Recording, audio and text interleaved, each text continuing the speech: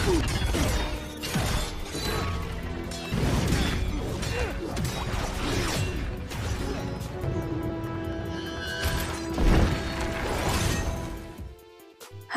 selamat datang di channel Sila Film.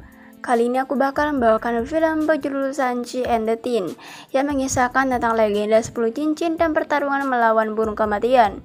Sebelum lanjut, tekan tombol subscribe dan like di bawah ya.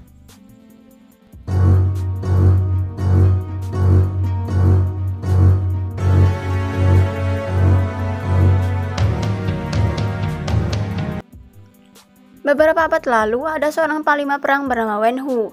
Wen Hu adalah panglima perang yang kuat dan kejam. Hal tersebut tidak lain karena 10 cincin yang ia miliki.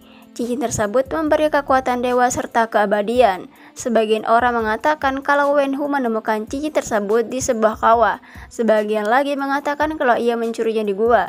Karena kekuatan tersebut, Wen Hu menjadi orang yang tamak dan ambisius. Dirinya membentuk sebuah pasukan yang ia beri nama Ten Ring.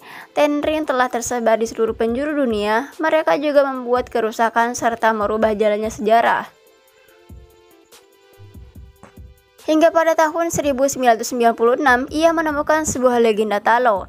Talo adalah sebuah desa tersembunyi dengan aneka makhluk mitos dan sihir kunonya. Tapi Wen Hu pun mulai mencari tahu keberadaan desa tersebut. Suatu hari Wen Hu dan beberapa rombongan memasuki sebuah hutan.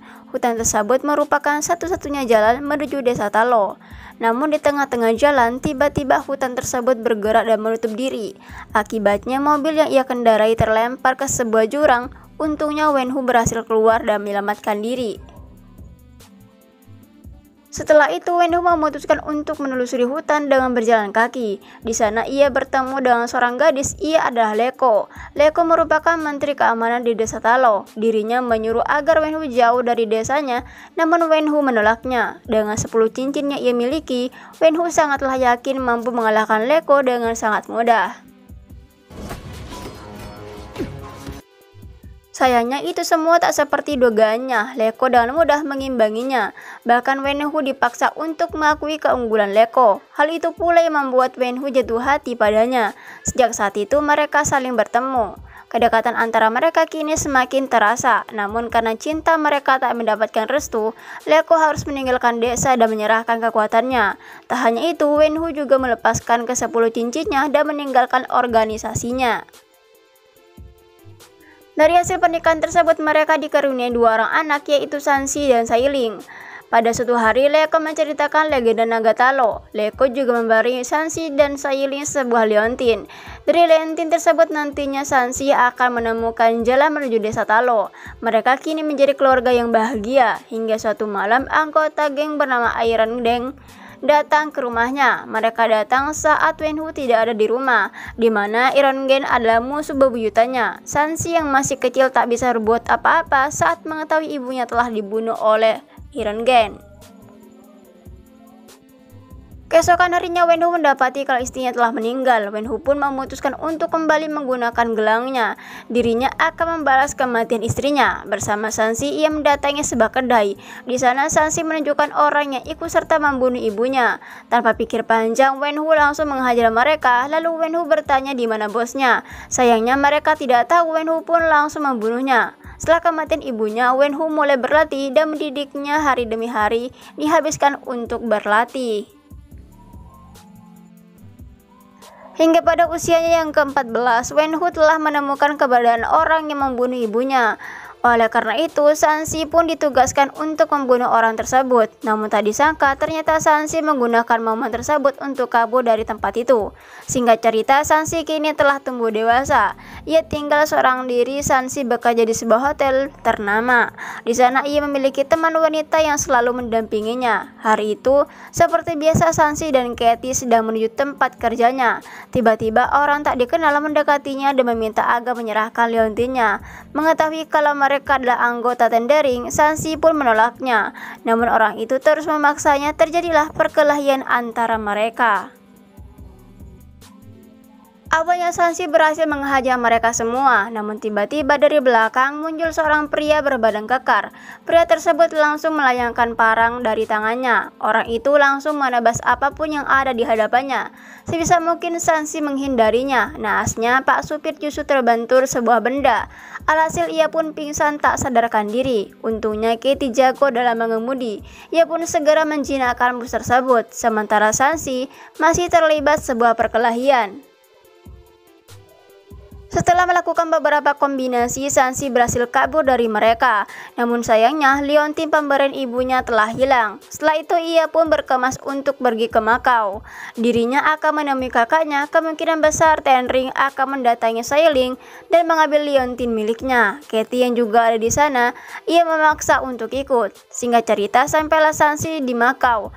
Namun anehnya, alamat yang dikirim oleh kakaknya justru membawanya ke sebuah klub petarung jalanan. Sansi bertanya di mana kakaknya. Ia justru dituntut untuk melakukan sebuah pertarungan yang ternyata sebelumnya ia telah mendatangi sebuah kontrak. Dengan terpaksa Sansi harus melakukan pertarungan tersebut. Tak disangka ternyata yang ia lawan adalah kakaknya. Secara brutal, Xialing menghajarnya hingga tak terkutik. Diduga Xialing masih kecewa atas kepergian adiknya. Di mana malam sebelum kepergiannya, Sansi telah berjanji untuk kembali menemui kakaknya. Namun tak disangka ternyata Sansi telah meninggalkannya. Setelah itu, semua Sansi pun mengatakan maksud kedatangannya. Dirinya memberitahukan kalau pasukan Tenreng telah mengambil liontinnya. Untuk itu, Sansi menyuruh agar Xialing berhati-hati. Tiba-tiba alarm berbunyi, pasukan Tenreng telah sampai. Mereka pun segera kabur. Sansi terpaksa harus menjebol sebuah jendela. Xialing telah meninggalkannya. Namun saat bergelantungan di Pazing, tiba-tiba pasukan Tenreng menyerangnya.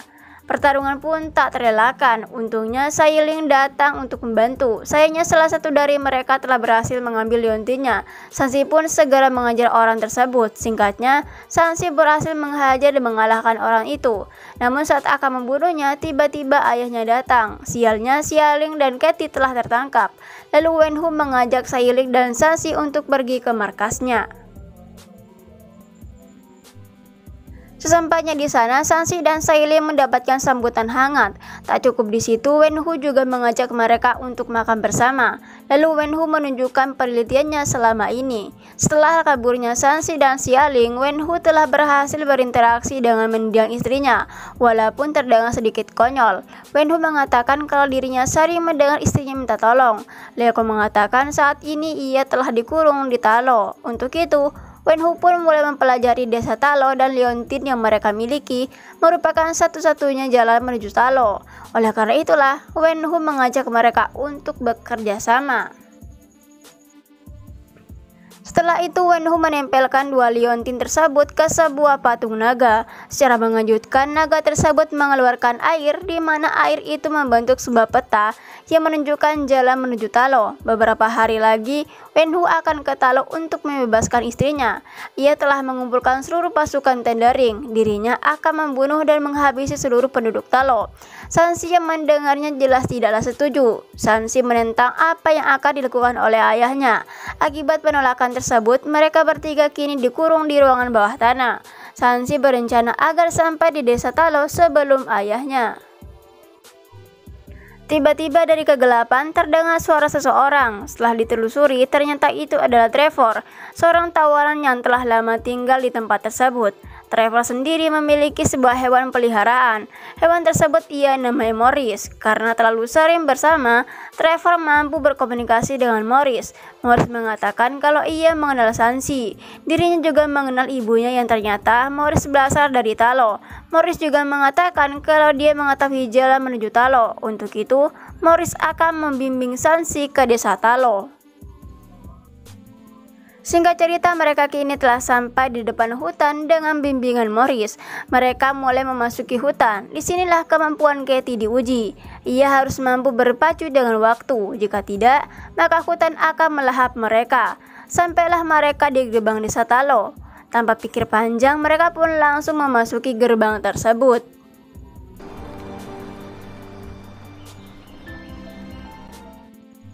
Di sana mereka mendapatkan sambutan kurang mengenakan dari warga. Mereka justru menyuruh Sansi pergi meninggalkan desa Talo. Untungnya Nam segera menghentikannya, yang ternyata Nam adalah bibi mereka. Sansi pun mengatakan maksud dan tujuannya. Ia memberitahukan kalau ayahnya akan kemari untuk menghancurkan desa. Dirinya juga mengatakan bahwa ayahnya beranggapan kalau istrinya disekap di sini. Mendengar hal itu, Bibi Nam pun menceritakan legenda Talo. Pada zaman dahulu penduduk Talo hidup makmur dan tentram sampai akhirnya makhluk penghuni kegelapan beserta pasukannya datang. Mereka melahap setiap jiwa yang ditemui. Dengan jiwa-jiwa tersebut mereka menjadi kuat hingga akhirnya para pemimpin Talo mengirim prajurit terkuatnya demi mencegah makhluk tersebut mencapai portal dunia manusia. Sayangnya mereka bukanlah tandingan bagi makhluk itu. Untungnya naga agung ikut membantunya. Bersama-sama mereka menggiring monster tersebut ke gerbang kegelapan dan menyegelnya. Penduduk Talo telah menjaga gerbang tersebut sejak ribuan tahun. Namun kini ayah Sansi telah terpengaruh oleh makhluk di sana dengan berpura-pura sebagai Leko. Makhluk itu menyadari kalau 10 cincin milik Wenhu mampu menghancurkan gerbang kegelapan. Lalu Bibi Nam memberinya sebuah hadiah. Di dalamnya terdapat sebuah baju khas Talo. Di sana, sebelum meninggal, Leko telah menitipkan ke dirinya. Setelah itu, masing-masing dari mereka melakukan latihan ala desa Talo.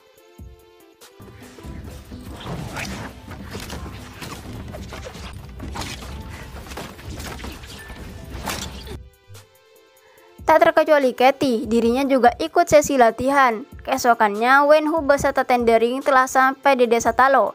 Tak ingin membuang waktu, Wenhu pun menyuruh anak buahnya untuk berperang. Dalam peperangan tersebut, Sansi harus berhadapan langsung dengan ayahnya.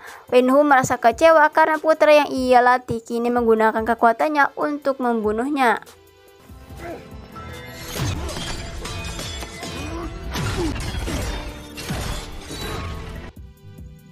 Hal itu pula yang membuat Wenhu sangatlah marah. Ia menggunakan kekuatan 10 cincinnya untuk menyerang Sansi. Akibatnya Sansi terlempar ke sungai dan tenggelam. Setelah berhasil mengalahkan Sansi, Wenhu pun berjalan mendekati gerbang kegelapan dan menghancurkannya.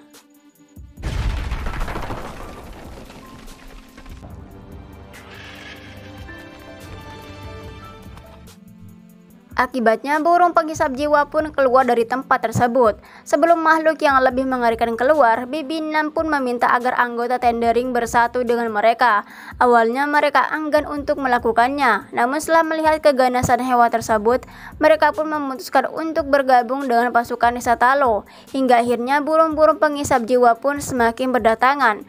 Mereka memburu jiwa manusia untuk diberikan ke makhluk di dalam gerbang, yang mana jika semakin banyak mendapatkan jiwa, makhluk tersebut akan semakin kuat.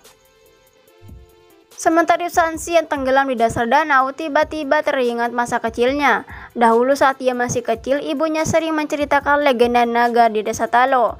Hal itu pula yang membuat Sansi sadar dan langsung dihampiri naga desa Talo. Alhasil Sansi pun naik ke punggung naga dan mengendalikannya. Naga tersebut mulai memakan burung-burung penghisap jiwa. Setelah itu Sansi menghampiri ayahnya untuk menghentikannya. Perkelahian pun tak bisa dihindari.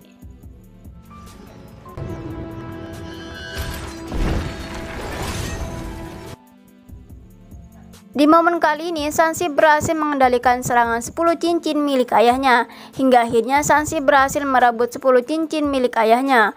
Walaupun Sansi memiliki kesempatan untuk membunuh Wenhu, namun nyatanya Sansi tidaklah tega. Tiba-tiba makhluk di dalam gerbang tersebut keluar.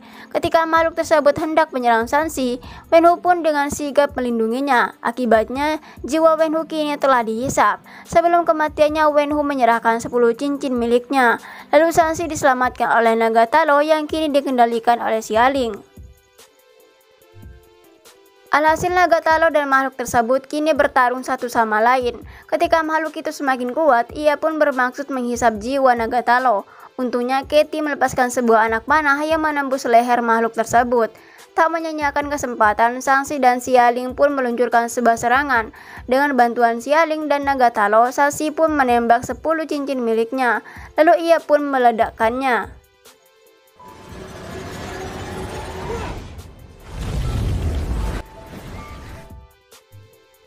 Setelah peperangan tersebut, Sansi dan lainnya melakukan penghormatan bagi orang-orang yang telah gugur.